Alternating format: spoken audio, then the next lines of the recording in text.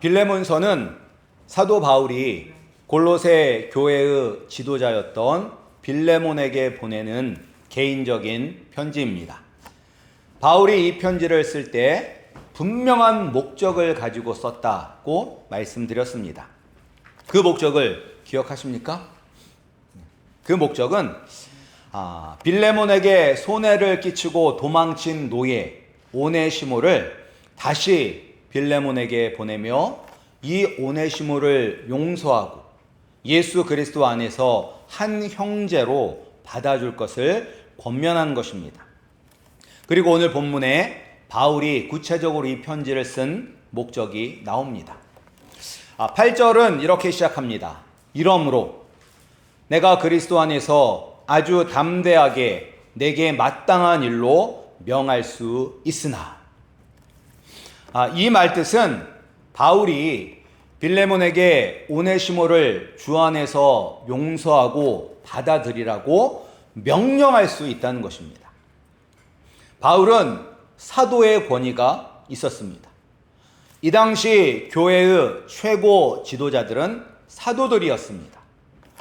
예수님의 가르침을 직접 듣고 그리고 예수님의 삶을 직접 보았던 사도들을 통해서 교회의 터가 세워졌습니다.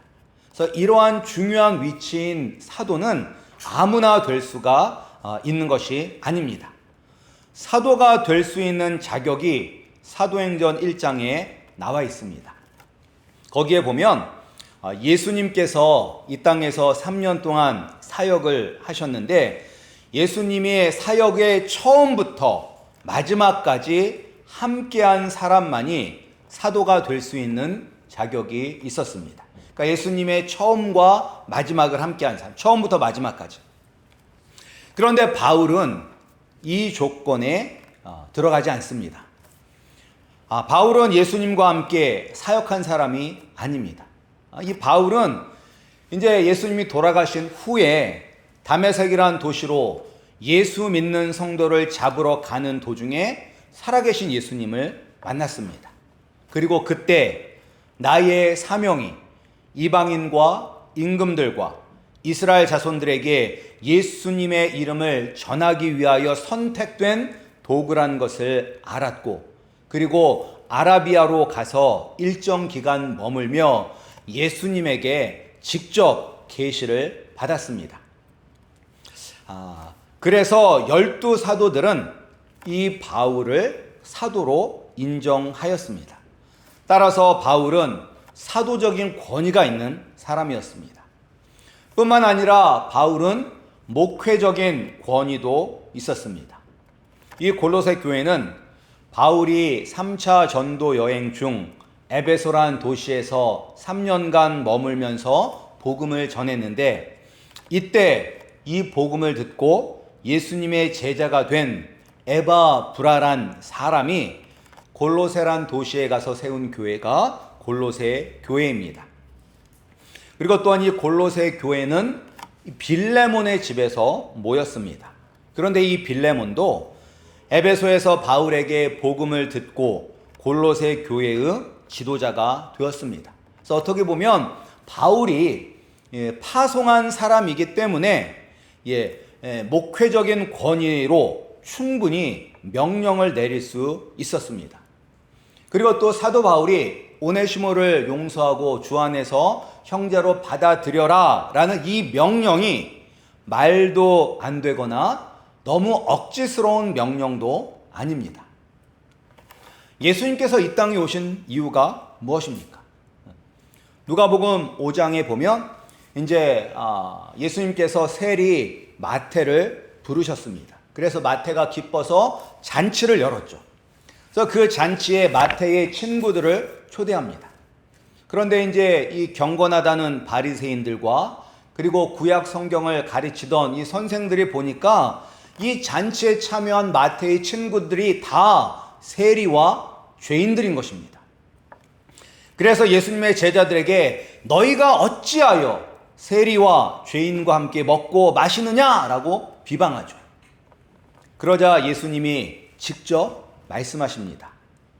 건강한 자에게는 의사가 쓸데없고 병든 자에게라야 쓸데 있나니 내가 의인을 부르러 온 것이 아니요 죄인을 불러 회개시키러 왔노라.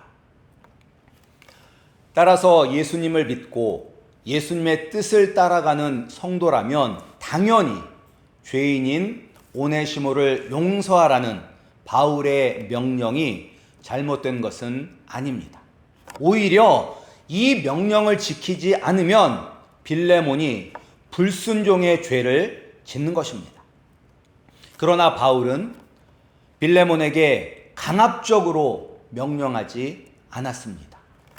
오히려 간절히 부탁하고 있습니다. 9절 말씀에 보면 도리어 사랑으로서 간구하노라 라고 이야기하고 있고, 또 10절에도 보면 내게, 빌레몬 내게 간구하노라 라고 빌레몬이 오네시모를 용서하고 받아줄 것을 간절히 부탁하고 있습니다. 바울이 강제적인 명령을 하는 대신에 간청하는 것은 빌레몬에게 예수님에 대한 믿음과 성도들을 향한 사랑이 있었기 때문입니다. 우리가 지난주에 보았습니다. 바울은 예수님에 대한 믿음과 성도들을 향한 사랑이 빌레몬에게 있다는 것을 들었습니다. 그리고 빌레몬의 사랑으로 골로새 교회의 성도들이 힘을 얻고 평안을 얻은 것도 알고 있습니다. 바울은 이런 빌레몬의 믿음과 사랑 때문에 이 바울 자신도 큰 기쁨과 위로를 받았습니다. 빌레몬이 지금 보여주는 사랑과 믿음도 하나님 아버지가 기뻐하시지만 그리스도 안에서 바울이 사역 가운데 보여준 모든 선한 것을 아는 지식이 그리스도의 분량에 이르도록 이 빌레몬이 한 단계 더 나아갈 것을 위하여 또 바울은 기도하였습니다. 예수님을 향한 믿음과 교회를 향한 사랑을 바울이 빌레몬에게서 보았기 때문에 이러므로 내가 그리스도 안에서 아주 담대하게 내게 마땅한 일로 명할 수 있으나 도리어 사랑으로서 간구하노라고 바울은 빌레몬이 자발적으로 오네시모를 받아줄 것을 부탁하고 있는 것입니다. 예수님은 우리가 예수님이 걸어가신 좁고 길이 협착하여 찾는 자가 없는 좁은 문으로 가길 원하십니다. 그리고 또 이렇게 말씀하셨어요. 무릇 내게 오는 자가 자기 부모와 처자와 형제와 자매와 더욱이 자기 목숨까지 미워하지 아니하면 능히 내 제자가 되지 못하고 누구든지 자기 십자가를 지고 나를 따르지 않는 자도 능히 내 제자가 되지 못하리라 라고 말씀하셨습니다. 하지만 그렇다고 예수님께서 강압적으로 공포로 우리를 이끌지 아니하십니다. 우리가 예수님을 만나고 예수님의 사랑을 깨닫고 그 은혜에 감격하고 감사하여 자원하는 마음으로 따르기를 원하십니다. 예수님의 수제자라 자부하였던 이 베드로는 예수님이 잡히시기 전날 밤에 오늘 밤에 너희가 다 나를 버리리라 라고 말씀하자 베드로는 이렇게 얘기했어요. 모두 주를 버릴지라도 나는 결코 버리지 않겠나이다. 그러자 예수님이 베드로를 보시며 오늘 밤 닭이 울기 전 내가 3번 나를 부인하리라 말씀하시자 베드로는 내가 주와 함께 죽을지언정 주를 부인하지 않겠나이다 라고 이야기했습니다. 그러나 그날 밤에 무슨 일이 있었는지 우리는 다 알고 있습니다. 베드로는 3번 예수님을 부인합니다. 그때 예수님의 말씀이 생각이 나서 심히 통곡합니다. 그리고 예수님이 부활하신 후 베드로를 만났습니다. 이때 예수님은 베드로에게, 베드로야, 너 나에게 뭐라고 얘기했어? 다른 사람들은 다 나를 버려도 너는 버리지 않겠다고 이야기하지 않았냐? 네가 죽을지언정 나를 부인하지 않겠다고 하지 않았느냐? 이제 다시 한 번만 나를 부인하면 사도 자격을 박탈해버리겠다. 천국의 문을 닫아버려서 다시 들어오지 못하게 하겠다. 너 사도 자리 유지하려면 행동 똑바로 해! 라고 공포와 강압으로 예수님을 따르게 하지 아니하셨습니다. 그 대신 뭐라고 말씀하셨죠? 요한의 아들 시몬아, 내가 나를 사랑하느냐? 요한의 아들 시몬아, 내가 나를 사랑하느냐? 요한의 아들 시몬아, 내가 나를 사랑하느냐? 3번 물으심으로 베드로의 연약했던 믿음을 깨닫게 하시고, 이런 부족한 자신을 사랑하셔서 주님의 양들을 맡기시는 예수님의 사랑을 깨달았기 때문에 그가 십자가에 거꾸로 못 박혀 죽을 만큼 예수님을 사랑했던 것입니다. 예수님은 지금도 우리에게 강압적으로 예수님을 믿으라고 하지 않습니다. 우리가 회개하고 돌아올 때까지 기다리고 계십니다. 자발적으로 순종하고 예수님이 걸어가신 그 좁은 길을 걸어가는 제자가 되시기를 간절히 원하며 기다리고 계십니다. 또 바울이 빌레몬에게 오네시모를 용서하고 그리스도 안에서 한 형제로 받아줄 것을 간절히 부탁하는 것은 오네시모가 변했기 때문입니다. 이 오네시모란 이름의 뜻은 이익이 되다, 유익하다라는 뜻입니다. 그런데 이 오네시모가 어떤 사람이었어요? 주인이었던 빌레몬에 피해를 입히고 도망친 노예였습니다. 그래서 여기서 아마 이 피해는 이 빌레몬의 재산에 손을 댄 그 도둑질을 통해서 금전적인 피해를 주었다는 것으로 이제 추측을 합니다. 따라서 오네시모는 자신의 이름 뜻대로 유익한 사람이 아니라 무익한 노예였습니다. 근데 이 사실을 바울도 알고 있었어요. 우리 11절 말씀 함께 읽겠습니다. 우리 11절 말씀입니다. 시작. 그가 전에는 내게 무익하였으나 이제는 나와 내게 유익함으로. 근데 바울도 이 오네시모가 빌레몬에게 금전적인 피해를 입히고 도망친 나쁜 못된 노예라는 것을 알았습니다. 그리고 유익하다는 오네시모의 이름의 뜻과 달리 사람에게 피해를 끼치는 무익한 존재라는 것도 알았습니다. 그런데 이런 오네시모가 변했습니다. 무익하고 아무 쓸모없는 사람이 바울과 빌레몬에게 유익한 존재로 변화되었습니다. 어떻게 이런 일이 일어난 것일까요? 세상 사람들은 이야기합니다. 사람은 변하지 않는다. 그래서 옛말에 머리 검은 짐승은 거두는 게 아니다라는 속담도 있죠. 이것은 사람은 은혜를 입고도 꼭 배신을 하며 오히려 은혜를 원수로 갚는 경우가 많기 때문입니다. 사람은 달면 삼키고 쓰면 뱉기 때문에, 화장실 갈 때랑 나올 때 다르기 때문에 자신을 도와준 사람을 배신하고 해를 끼치는 경우가 많기 때문에 사람을 믿지 말라는 것입니다. 사람은 변하지 않는다는 것입니다. 그런데 오네시모가 변했습니다.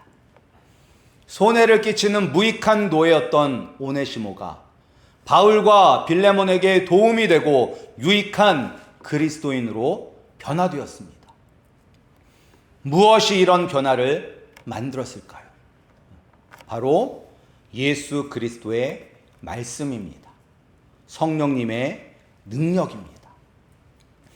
그리고 이 모습이 예수 그리스도를 진정으로 믿는다면 믿는 모든 성도들에게 반드시 일어나야 하는 일입니다. 처음 하나님이 이 세상을 창조하시고 자신의 형상을 따라 인간을 창조하셨을 때 하나님은 너무너무 기뻐하셨어요. 그리고 하나님은 사람을 자신의 대리인으로 삼아 생육하고 번성하여 땅에 충만하여 땅을 정복하고 모든 생물을 다스리게 하셨습니다. 그래서 인간은 하나님과 이 세상을 위해 유익한 존재였습니다. 그런데 자신이 하나님과 같아지겠다는 교만한 마음으로 하나님의 명령을 어긴 후에는 인간은 무익한 존재가 되었습니다. 좋은 열매를 맺을 수 없는 나쁜 나무가 되었습니다. 그래서 열매를 맺을 때마다 나쁜 열매를 맺을 수밖에 없습니다. 하지만 복음을 통해서 예수 그리스도를 만나고 예수님을 나의 구원자, 나의 왕으로 영접하면 우리는 좋은 열매를 맺는 유익한 존재가 됩니다. 그 이유는 우리가 지난주에도 보았다시피 요한복음 15장 5절 말씀에 나는 포도나무요 너희는 가지라. 그가 내 안에 내가 그 안에 거하면 사람이 열매를 많이 맺나니 나를 떠나서는 너희가 아무것도 할 수 없음이라 기록되어 있듯이 우리가 참 포도나무 되시는 예수 그리스도 안에 있기 때문에 좋은 열매를 맺는 유익한 존재가 되는 것입니다. 변화되길 원하십니까? 자신이 참 무익한 존재라고 생각될 때가 있습니까? 예수님 만나고 예수님을 의지하면 변화됩니다. 또한 여러분이 보시기에 참 무익한 존재라고 생각이 되는 사람들이 있습니까? 가족 중에 아니면 또는 아는 사람들 중에 정말 아무짝에도 쓸모가 없이 보이는 사람이 있습니까? 절대 변화될 것처럼 보이지 않는 사람이 있습니까? 그러나 복음이 선포되고 성령님께서 그의 마음을 만져주시고 그래서 예수님을 만나면 변화됩니다. 예수님을 만남으로 이런 변화가 우리 가운데 그리고 우리 주위에 일어나길 간절히 소원합니다. 나쁜 열매를 맺는 못된 나무가 되는 것이 아니라 아름다운 열매를 맺는 좋은 나무가 되시기를 주님의 이름으로 소원합니다. 근데 왜 바울은 이제 빌레몬에게 무익했던 오네시모가 이제는 주 안에서 변화되었으니 그를 받아줄 것을 간절히 부탁하고 있는 것일까요? 근데 왜 이렇게까지 간절히 부탁하고 있는 것일까? 그것은 오네시모가 늙은 바울이 낳은 영적인 아들이기 때문입니다. 사랑하는 자녀를 위해서 부모는 무엇이든지 할 수 있는 마음이 있습니다. 그리고 자신이 힘 닿는 데까지는 어떻게 해서라도 해주고자 하는 마음이 있습니다. 왜 그런 마음이 생겨요? 왜 옆집 애들한테는 그런 마음이 안 생기는데 왜 내 새끼에는 그런 마음이 생깁니까? 내가 배 아파 난 내 자식이기 때문입니다. 근데 오네시모가 바로 바울의 영적인 자식입니다. 그래서 12절에 뭐라고 나오냐면 내게 오네시모 그를 돌려보내노니 그는 내 신복이라 라고 썼어요. 그런데 거기 아마 요새 나온 성경에는 그 1번이라고 이제 표시가 되어서 그 밑에 보면 헬라어로 심장이라고 또 뜻이 있을 거예요. 그러니까 오네시모는 내 심장이다. 오네시모는 내 심장이다. 근데 이 정확한 뜻은 우리 몸 내부에 있는 장기, 뭐 위라든지 이제 내장을 의미합니다. 근데 이제 그 당시 사람들은 이 장기에 이 감정의 모든 것이 있는 자리가 이 자기 속이라고 생각을 했어요. 그래서 내 심장이란 뜻은 오네시모가 나에게 있어서 너무나 소중하고 중요한 영적인 아들이란 뜻입니다. 근데 언제 이 영적인 아들을 낳았냐면 나이가 많은 바울이 로마 감옥에 갇혀 있는 중에 낳았습니다. 근데 도대체 바울이 이때 나이가 얼마나 많았기에 스스로도 늙은 나이가 많은 나 바울은이라고 썼을까요? 도대체 얼마나 나이가 많았길래 나이가 많은 나 바울이 이렇게 썼을까요? 아마 이때 나이가 한 60에서 62세 정도 될 거라고 그렇게 생각을 합니다. 아니 근데 이제 60에서 62세 지금 같으면 60에서 62세면 한창 때네. 돌을 씹어 먹어도 소화가 될 나이네 라고 할 수 있는 그런 때이잖아요. 그런데 이제 우리가 조금만 옛날 1980년대만 생각을 해도 60이면 나이가 정말 많이 들어 보였어요. 정말 할아버지 할머니 소리가 그냥 나올 정도로 늙은 노인이었어요. 그런데 이제 2000년 전 로마 시대 때면 어떨까요? 로마 시대 때 이 당시 평균 수명이 26세에서 37세 사이였다고 합니다. 그러니까 평균적으로 사람들이 40을 넘기지 못하는 거죠. 40을 넘기지 못하는 거죠.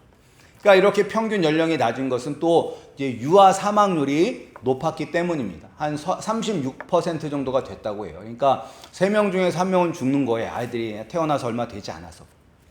그래서 이제 평균 수명이 짧은데 그 당시 65세 이상이 로마 전체 인구의 4.7%밖에 되지 않는다고 합니다. 그러니까 100명 중에서 한 4명, 5명이 65세 이상인 거예요.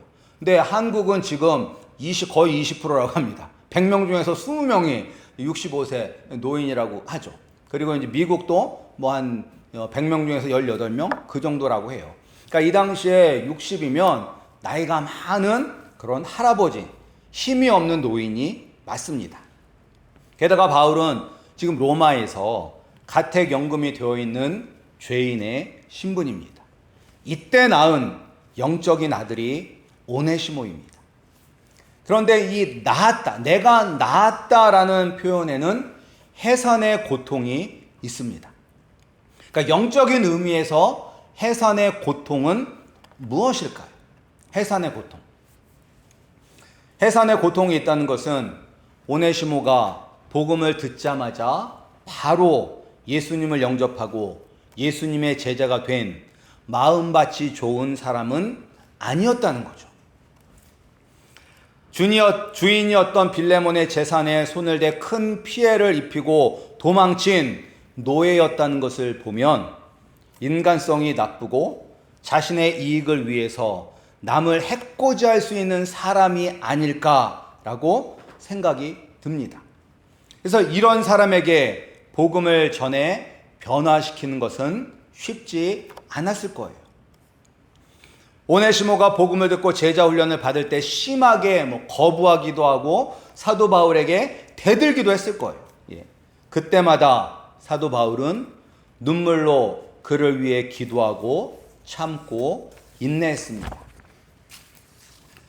오네시모에게 예수님을 증거하고 성도로 양육하기 위해 해산의 고통과 같은 어려움을 겪었으니까 이 오네시모가 예수 믿고 새 사람이 되었을 때는 얼마나 큰 기쁨이 있었을까요? 우리가 인생을 살다 뒤돌아보면 어떤 사람이 우리 기억에 선명하게 남습니까?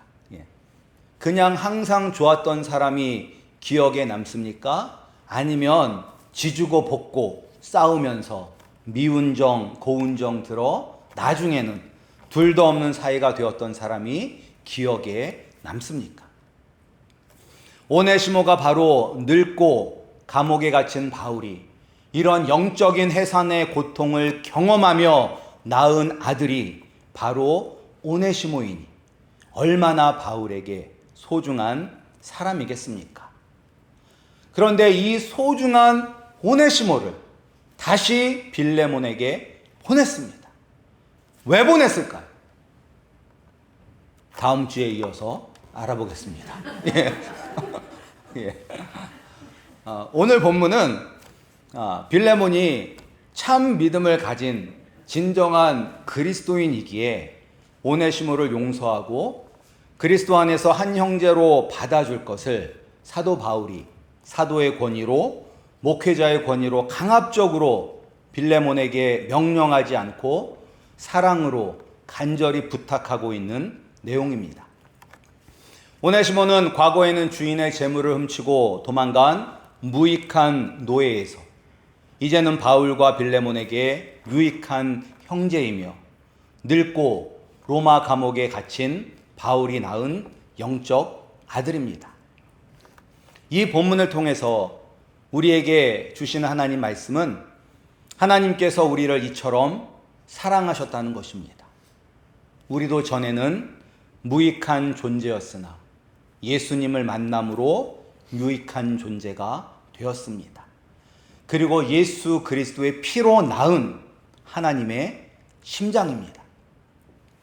이런 하나님의 사랑으로 주의 자녀가 되었으니 이제 우리도 우리가 싫어하는 사람, 엮이기 싫은 사람, 보기 싫은 사람, 나에게 손해를 입힌 사람이라 할지라도 그가 예수 그리스도 안에서 거듭난 사람이라면 받아주어야 합니다. 탕자의 비유를 보시기 바랍니다. 아버지의 재산을 가지고 멀리 떠나 자기 맘대로 실컷 즐기며 살다가 이제 돈 떨어지고 거지가 되자 이제 갈 곳이 없어 아버지의 아들이 아니라 아버지 집에 있는 종이라도 되고자 집으로 돌아온 아들을 아버지는 기뻐하며 큰 잔치를 열었습니다. 이 모습이 바로 우리의 모습이지 않습니까? 그런데 이런 아들을 미워하고 싫어했던 사람이 있습니다. 바로 탕자의 형이죠. 그는 아버지께 불만이 많았습니다.